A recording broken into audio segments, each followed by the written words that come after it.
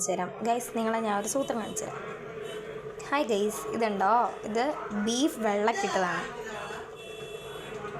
വെള്ളക്കിട്ടെന്ന് വെച്ചാൽ വത്തലമുളകൊക്കെ ഇട്ട് നല്ല വെളിച്ചെണ്ണയൊക്കെ ലാസ്റ്റ് തൂകി ഒഴിച്ച്, വളരെ കുറച്ചേ ഉള്ളൂ. നമ്മൾ എല്ല് മേടിച്ചപ്പോൾ അതിൽ നിന്ന് മുറിച്ചെടുത്തിട്ടാണ് നമ്മളിങ്ങനെ ചെയ്യുന്നത്. ആ വെണ്ണഞ്ചും ഒക്കെ കൂടെ അങ്ങ് വേവണം, നന്നായിട്ട് വേവണം. വെന്ത് നമ്മളെടുക്കുന്നതാണ് ഇത്. എന്നിട്ട് വെള്ളക്കിടുക എന്ന് പറയും. ഇതൊന്ന് ട്രൈ ചെയ്ത് നോക്കുക വീട്ടിൽ. എങ്ങനെയാണെന്നുള്ള വീഡിയോ ഒക്കെ ഞാൻ പിന്നീട് ഇടാം. ഇപ്പം വത്തലമുളകൊക്കെ ഇട്ട് ജസ്റ്റ് എടുത്ത് വയ്ക്കുക.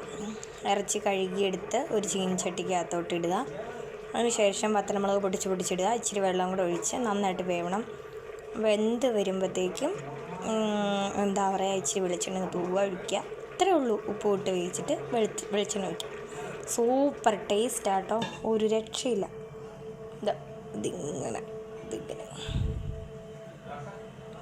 ഇതിങ്ങനെ ഇങ്ങനെ അടിപൊളിയാണ്.